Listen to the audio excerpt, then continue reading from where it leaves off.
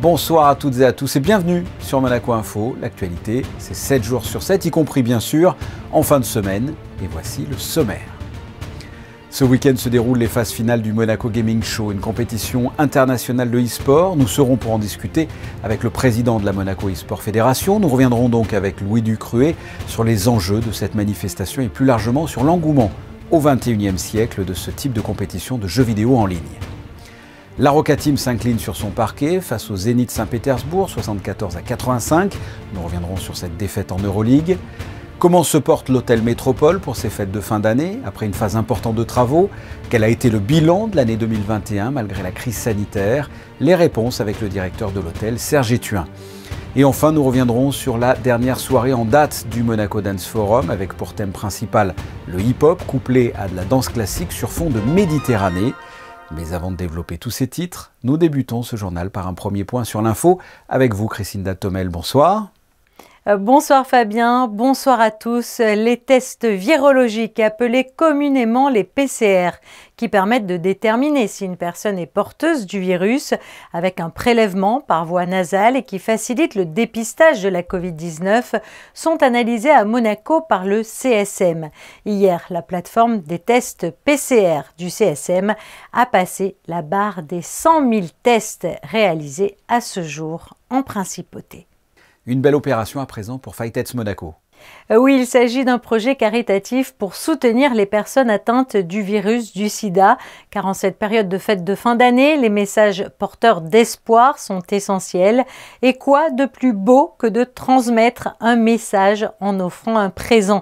Écoutez l'artiste monégasque Anthony Alberti qui a collaboré avec l'entreprise Impression Originale pour donner vie à un papier cadeau de qualité à retrouver au Métropole Shopping Center et dont les profits seront reversés à Fightheads Monaco.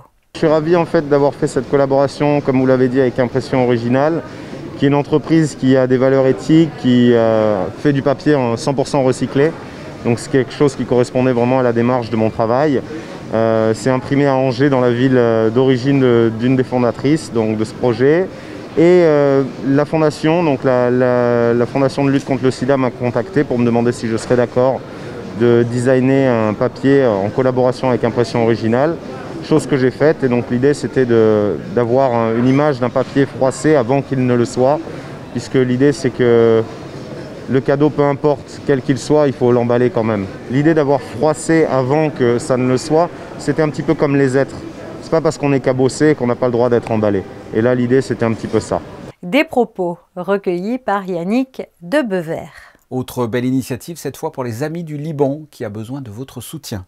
Oui, à l'occasion du match de Noël qui se tiendra le mercredi 22 décembre à 21 h au Stade Louis II, où l'AS Monaco affrontera le Stade Rennais. Une grande récolte de jouets et de peluches aura lieu. Organisée par l'AS Monaqueur, cette opération a pour objectif de soutenir l'association monégasque Les Amis du Liban, qui vient en aide aux plus démunis. Je vous rappelle le rendez-vous, la récolte de jouets et de peluches ce mercredi 22 décembre à 21 h au Stade Louis II à l'occasion du match Monaco-Rennes. Ce sont de véritables champions, des stars pour certains, les joueurs de jeux vidéo, de e-sport plus précisément. Cette industrie pèse lourd, 950 millions de dollars de revenus par an. On prévoit 1,5 milliard de revenus en 2023. La croissance de ce business s'est développée de 445% sur les 5 dernières années et près de 500 millions d'internautes s'intéressent à l'e-sport dans le monde. Voilà pour les chiffres. Nous recevons ce soir le président de la Monaco e-sport Fédération, Louis Ducruet, va nous parler d'un événement qui se déroule ce week-end, le Monaco Gaming Show. Louis Ducruet, bonsoir. Bonsoir. Alors, un petit cours pour les nuls. Là, en ce moment, on est en plein dedans, hein, on est en plein dans le Monaco Gaming Show. Qu'est-ce que c'est ? Alors, Monaco Gaming Show, c'est une compétition qu'on a décidé de créer pour avoir une nouvelle compétition majeure sur la principauté de Monaco, dans le e-sport qui est vraiment le sport en émergence. Et du coup, on a décidé de créer ça il y a 2-3 ans. Là, on est sur la 2e édition, donc malheureusement, on ne fait que du online à cause du contexte actuel. Mais on espère à devenir plus grand avec du live sur place en principauté et pouvoir faire vivre ça aux gens de Monaco. Alors, c'est une compétition, vous l'avez dit, online. D'où viennent les participants? Qui sont-ils? Les gens, cette année, on a réussi à avoir des gens de plusieurs continents, Amérique du Nord, Afrique et Moyen-Orient, en plus de l'Europe. À terme, on espère avoir des qualifications jusqu'à l'Asie pour pouvoir toucher le monde entier. Quel est le niveau des compétiteurs? Il y a du lourd, il y a du bon joueur? Alors l'avantage, c'est qu'on a ouvert les qualifications à tout le monde. Donc tout le monde peut y participer et donc on peut avoir quelques surprises. D'ailleurs, on en a eu quelques-unes de surprises, notamment sur Rocket League. Et c'est ça qui est beau avec cette compétition, c'est que les amateurs peuvent affronter les professionnels. Donc sur Rocket League, c'est des équipes professionnelles. Et il y a une équipe amateur, je crois aussi, qui s'est qualifiée. Et sur Fortnite, on joue sur du solo, pareil pour du Call of Duty. Donc voilà, c'est beaucoup une belle mixité en fait, voilà, entre les professionnels et les amateurs. Mais c'est ça, on a parlé de Fortnite et Rocket League. Il y a aussi, là vous l'avez dit, Call of Duty. C'est dans une autre compétition, hein. C'est pas la même compète là. C'est toujours dans le Monaco Gaming Show, Oui. mais oui, c'est des éditeurs différents, donc du coup on est sur un contexte complètement différent, voilà, pour ça. Je voudrais que l'on parle du e-sport de façon générale. C'est une discipline qui prend vraiment de plus en plus d'ampleur, hein, d'année en année. Il y a des joueurs stars. Parlez-moi un peu du e-sport et de son développement. L'e-sport, ça fait quelques années maintenant que ça existe, que ça s'est démocratisé dans certains pays, notamment la Corée du Sud et les États-Unis. L'Europe, c'est vrai qu'on était un peu en retard, mais là on a bien rattrapé le train et c'est des disciplines sportives. En fait, le e-sport, c'est général. En fait, chaque jeu est une discipline sportive. En fait, c'est comme un peu l'athlétisme. On va dire l'athlétisme de manière générale. Et après, dans l'athlétisme, il y a plusieurs disciplines. Le e-sport, c'est un peu pareil. En fait, chaque jeu est une discipline. Et souvent, on a un joueur qui est bon dans un jeu. C'est rare qu'on ait des joueurs qui soient bons dans plusieurs jeux. C'est pour ça qu'on arrive à avoir des équipes et des compétitions vraiment à part. C'est du sport pour vous, le e-sport, ou pas du tout? Ah oui, pour moi c'est du e-sport, comme les échecs et c'est du sport aussi. Donc c'est très cérébral mais aussi physique parce qu'il y a quand même de l'endurance. Il y a certaines parties qui peuvent durer jusqu'à 3-4 heures. Il faut rester concentré pendant 3-4 heures parce que des fois, un manque de concentration pendant une seconde peut être fatal pour toute l'équipe. Et aujourd'hui, on a quand même une professionnalisation du e-sport avec des équipes, comme vous l'avez dit, où nous avons un environnement sportif qui se calque, comme par exemple les équipes de tennis, de foot ou de basket, avec des entraîneurs, des nutritionnistes, des médecins, des ostéos qui viennent pour s'occuper des joueurs. Il y a un vrai encadrement. Il y a un véritable encadrement aujourd'hui sur les grosses équipes professionnelles et ça tend à se développer de plus en plus et à avoir de plus en plus d'équipes comme ça. Vous êtes le président donc, de la Monaco e-sport Fédération. Je le dis en français, hein, je ne sais pas si on dit Fédération ou... Non, on peut dire les deux. Parfait. Qu'est-ce qui vous plaît dans le e-sport, tout simplement? Ce qui me plaît dans le e-sport, c'est qu'on est à l'émergence d'une nouvelle discipline et j'aime être dans le bon timing pour s'y intéresser et pour y commencer. Moi-même, j'ai été bercé dans la génération des premiers gamers, les premiers connectés, on va dire. Et j'avais à cœur de développer ça en principauté et pouvoir faire en sorte que Monaco puisse rayonner à l'international dans cette discipline. Et en tant que président, justement, quel est l'objectif? Quel est votre objectif? C'est d'avoir une équipe indéboulonnable. D'ailleurs, parlez-moi des équipes, enfin des joueurs de Monaco et de l'objectif que vous avez. Alors, on n'a pas d'équipe à proprement dite aujourd'hui. On a une sélection nationale qu'on va à chaque fois faire en fonction des compétitions qui vont avoir lieu. En fonction des jeux, oui. Voilà, parce qu'aujourd'hui, on a réussi en début de cette année, d'être affilié à la Fédération internationale de e-sport. Donc on va pouvoir participer aux compétitions internationales et là, bien sûr, il faudra que ce soit que des monégasques. Parce que la fédération ne pourra avoir une équipe que de monégasques. Après, on a les clubs de e-sport, comme le Monaco e-sport club, comme l'AS Monaco FC e-sport. Mais à part ça, nous, la fédération, va se concentrer vraiment sur le rayonnement de Monaco et des monégasques dans le e-sport. Et l'objectif à terme, c'est bien sûr de participer aux Jeux Olympiques, pouvoir envoyer des athlètes aux Jeux Olympiques via le e-sport. Louis Ducruet, merci. Merci à vous. Les matchs de basket se disputent en jeu vidéo également, et bien sûr sur un parquet traditionnel. Après un combat épique ce mercredi à Kaunas, la Roca Team remontait en selle ce vendredi en Euroleague avec la réception du Zénith Saint-Pétersbourg, une des meilleures défenses de la compétition. Un match en forme de montagne russe qui n'a pas souri aux Monégasques. Résumé de Yannick Debever et Thomas Deus. 31-14, c'est le score que va encaisser la Roca Team en début de match. Une entame catastrophique dans laquelle les Russes n'ont aucun mal à marquer. L'adresse du Zénith est presque parfaite et Billy Bayron s'amuse derrière l'arc. De l'autre côté du terrain, fidèles à eux-mêmes, les coéquipiers de Jordan Lloyd se montrent intraitables en défense. Et seul le talent offensif de Dwayne Bacon, 21 points, rayonne côté Monaco. Bacon qui marque. En deuxième quart-temps, la tendance va complètement s'inverser. Monaco se met au niveau du Zénith et intensifie sa défense. Les Russes ne mettent plus dedans et petit à petit l'écart s'efface. La Roca Team revient au contact grâce à un très bon Bacon et au shoot longue distance d'Andjusic. Monaco inflige à son tour un 29-14 et sur ce panier de Mike James revient à 2 points seulement. Le mauvais début de match est effacé et à la mi-temps, rien n'est joué. Le Zénith n'a mis que... Monaco continue sur sa lancée dans la troisième période et sur ce 3 points de Mike James prend même l'avantage pour la première fois du match. Les défenses sont en place de part et d'autre et le match s'équilibre. À ce moment, Monaco rivalise avec l'une des meilleures défenses d'Euroleague et ce contre gigantesque de Dante Hall en est le parfait symbole. Au bout de 3 quarts, Monaco est devant 57-56. Mais un match de basket se joue en 4 quarts-temps et malheureusement Monaco va craquer dans cette dernière reprise. Bien muselé tout le match, Jordan Lloyd se met à enchaîner les paniers.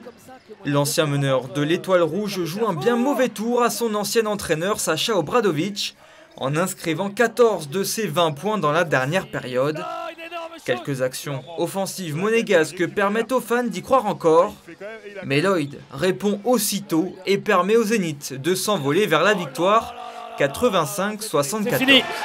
C'est fini. La faute. Au moment clé, je dirais, on n'a pas su faire les stops qui auraient pu nous permettre d'espérer gagner le match. We just got to lock in defensively, but you know this is not the end of the season. A lot more games. It's a long season, so we just got to stay focused and get ready for the next game. Les absences de Paris Lee, blessé pour quelques jours, Rob Gray malade et Westerman encore convalescent se sont fait sentir dans l'arrière-garde monégasque. Les 3 joueurs devraient être disponibles pour le déplacement à Berlin mercredi. Et avant Berlin mercredi, il y a Limoges à affronter, salle Gaston Médecin en Betclic Elite ce dimanche à 17 h. Nous vous retrouvons, Christinda, avec des nouvelles de l'entreprise monégasque Venturi dans son combat pour l'environnement.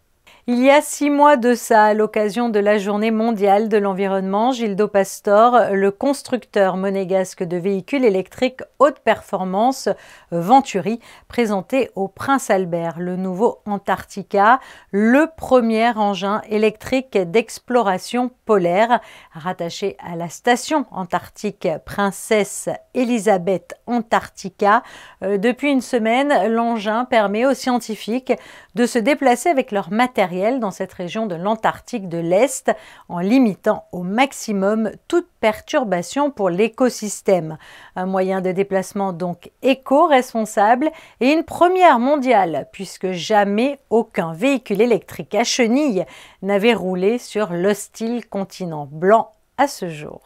Vous avez un projet où vous souhaitez apprendre le coding. Eh bien pour ce faire, Fabien, il suffit de vous rapprocher de la Capsule, la première école de coding pour adultes de Monaco. Que vous soyez développeur, recruteur ou que vous cherchiez tout simplement à apprendre à coder, la Capsule offre des formations pour tous les âges et pour tous les niveaux. Un événement a d'ailleurs mis à l'honneur la présentation de 6 projets mis en place par les élèves de la Capsule et dont la session de formation a démarré le 10 octobre dernier. Alors pour en savoir plus sur le Demo Day de Monaco, vous pouvez le retrouver sur la chaîne YouTube grâce au lien qui s'inscrit juste en bas de votre écran. Cette semaine, Jean Castellini, le ministre des Finances et de l'Économie, a présidé une nouvelle réunion d'attribution des bureaux et espaces de travail de la pépinière d'entreprise Monaco Boost. Effectivement, Fabien, et parmi les dossiers examinés, 50% des activités sont en cours de création et 50% sont des jeunes entreprises à la recherche de développement dans des secteurs d'activité très variés. Les nouvelles entreprises sélectionnées pourront intégrer la pépinière dès la fin du mois de décembre et évolueront dans un environnement de travail créateur de synergies et propice au développement de nouvelles opportunités. Ils rejoindront ainsi les 23 activités déjà présentes au sein du Monaco Boost. Il est à souligner que depuis 8 mois, Monaco Boost a permis la création de 19 nouveaux emplois, assurant ainsi sa contribution à la relance économique en principauté. On va faire ce que l'on appelle de l'autopromo avec une émission à retrouver sur Monaco Info ce dimanche à 19h. Et oui, Yann-Anthony Noguès est de retour sur Monaco Info avec son émission intitulée 19h dimanche. Dans son premier grand reportage, le journaliste vous proposera demain de percer les secrets du couturier Karl Lagerfeld.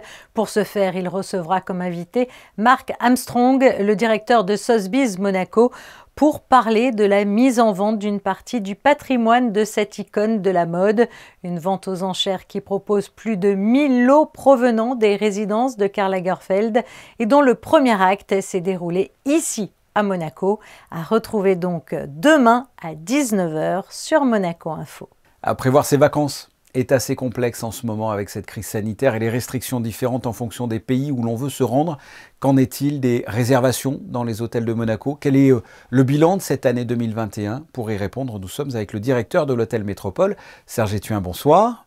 Bonsoir. Qu'en est-il des réservations, du prévisionnel? Comment s'annonce cette période de vacances scolaires pour l'hôtel Métropole? Comme vous pouvez l'imaginer, Fabien, effectivement, jusqu'à il y a quelques jours, ça s'annonçait très bien, dans la mesure où nous avions une belle prise de réservation, supérieure d'ailleurs à celle de 2019, qui est une très bonne nouvelle, et des taux d'occupation qui sont très encourageants. Alors bien évidemment, depuis quelques jours, certains marchés clés pour nous, que sont le Royaume-Uni, l'Italie, et des marchés un petit peu plus lointains, comme vous le savez, un certain nombre de restrictions ont été prises pour les voyageurs. Et je dirais que depuis 3 ou 4 jours, le nombre d'annulations compense malheureusement le nombre de réservations. Donc on est confiant dans la mesure où effectivement nous espérons qu'il va y avoir quand même quelques libertés de prise sur ces fêtes de fin d'année. Enfin, première moitié du mois très positive et depuis quelques jours, on va dire que c'est un peu compensé malheureusement par ces annulations. Et comment est-ce que vous faites? Là, vous avez une souplesse en quelque sorte sur ces réservations qui peuvent s'annuler? Plus de 18 mois maintenant, nous avons mis en place au Métropole Monte-Carlo des procédures d'annulation et des conditions d'annulation extrêmement flexibles, à savoir qu'on peut annuler fondamentalement jusqu'au jour d'arrivée. Donc je pense que c'est extrêmement important d'encourager la clientèle effectivement à réserver et qu'ils sachent, qu'ils aient ce confort de savoir qu'ils peuvent effectivement annuler si les restrictions de voyage deviennent draconiennes. Alors vous avez parlé de prévisions là, sur cette fin d'année. Quel bilan vous pouvez tirer de cette année entière là, pour l'hôtel? En dehors du Grand Prix, les mois de mai et juin étaient timides.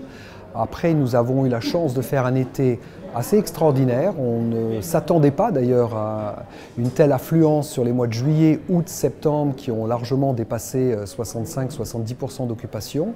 Un mois d'octobre qui a dépassé le mois d'octobre 2019. Donc on était vraiment sur une très belle tendance. Malheureusement, ces derniers jours, cette tendance est un petit peu ralentie, mais on reste confiant, Comment l'hôtel Métropole vit cette crise? Comment votre hôtel s'est mis en ordre de marche? Et qu'est-ce que ça a changé dans le fonctionnement interne? On a dû réadapter globalement nos ressources en fonction du volume de clientèle que nous avons. Au Métropole Monte-Carlo, il n'y a pas eu de plan social et nous avons décidé avec la société propriétaire de conserver l'ensemble de nos salariés à contrat à durée indéterminée. Donc on a fondamentalement vraiment réadapté les ressources en fonction du volume de clientèle. Ça a été aussi une opportunité pour nous de lancer un vaste plan de rénovation qui est bien évidemment pas terminé, puisque la vision de notre propriétaire est une vision bien évidemment long terme pour le Métropole Monte-Carlo. De la clientèle extérieure, vous avez repensé aussi votre fonctionnement et organisé des manifestations pour les Monégasques et les résidents. Vous organisez les rendez-vous culturels de l'hôtel Métropole, c'est ça? Il est important, dans ces périodes-là, de continuer à animer effectivement la vie d'un hôtel pour continuer à attirer. Et attirer la clientèle fidèle et existante, mais également attirer une clientèle nouvelle. Et ce lancement des rendez-vous culturels, où on a eu le plaisir d'accueillir Anne Parillo pour cette première séance des rendez-vous culturels, est une manière d'attirer une clientèle différente et également, je veux dire, de travailler non pas seulement sur la gastronomie, mais un hôtel de luxe est aussi un lieu d'échange où la culture doit être présente. Donc les soirées musicales que nous organisons tous les 15 jours, ces rendez-vous culturels, nous avons lancé aussi, comme vous le savez, le nouveau jean Prince Explorer, jean monégasque. Donc il est important de rythmer la vie de l'hôtel avec ce genre d'activité. Et évidemment, pendant les fêtes de fin d'année, alors là, il va y avoir toute une série de manifestations et d'événements qui vont continuer, j'ose espérer, à séduire la clientèle monégasque et environnante. Justement, quels sont ces rendez-vous, ces événements ? Alors, la liste est longue, mais bien évidemment, nous allons avoir un magnifique dîner de réveillon le 24, ainsi que le 31 au soir. Le 23 et le 31, il y aura beaucoup d'activités pour les enfants autour de Noël. Et nous aurons le plaisir, bien évidemment, d'accueillir le Père Noël en personne, qui visitera l'hôtel Métropole le 24 décembre à 17 h. La liste est longue, mais il faut venir et visiter l'hôtel pour découvrir toutes ces activités. Voilà, le Père Noël à l'hôtel Métropole le 24 décembre, malgré un emploi du temps bien chargé. Il aura un emploi du temps bien chargé, effectivement. Je vous souhaite de passer à vous, à vos équipes et à vos clients d'excellentes fêtes de fin d'année. Serge Étuin, merci. Merci à vous et bonne fête de fin d'année. Également. Le Monaco Dance Forum a présenté cette semaine et jusqu'à ce soir un panel de compagnies et d'artistes internationaux offrant au public une série de spectacles inédits à Monaco. C'était le cas vendredi avec la compagnie Hervé Koubi dans Ce que le jour doit à la nuit. Un voyage depuis le hip-hop que les interprètes maîtrisent jusqu'au style classique qui est la formation du chorégraphe. Reportage de José Sacré.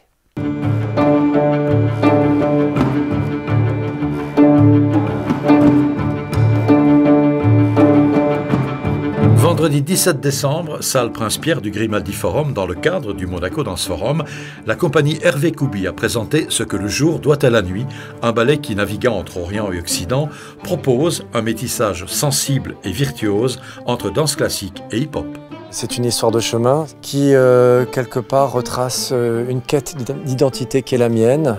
Né en France, j'ai découvert très tardivement mes origines algériennes. Cette création a été réalisée il y a un peu plus de 10 ans avec des danseurs algériens, des danseurs de rue. Aujourd'hui, les danseurs sont de toute la Méditerranée et parlent peut-être d'une histoire commune ou de la grande histoire avec un grand H en Méditerranée, celle qui nous rapproche plutôt que celle qui nous éloigne. C'est un projet ambitieux, un beau projet. Très ambitieux. C'est même, je ne vous cache pas, c'est même terrifiant au moment de la création.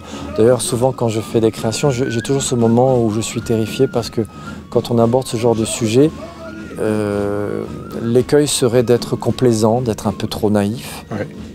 Ça a été créé il y a quelques années, c'est plus que jamais d'actualité, le thème. Malheureusement. Oui. Malheureusement. Mais après, alors à la fois c'est mon métier d'artiste quelque part de dépasser ces considérations-là, et en même temps j'essaye de faire attention, d'être plus, comment dire, de plus poser la question que l'affirmation. Ce n'est qu'un point de vue, ce n'est qu'un regard. Il peut être très pacifique ce regard-là, mais en même temps pas du tout complaisant pour autant. Si on danse ensemble, c'est que l'on peut vivre ensemble. Oui, ce n'est pas une affirmation, c'est une question.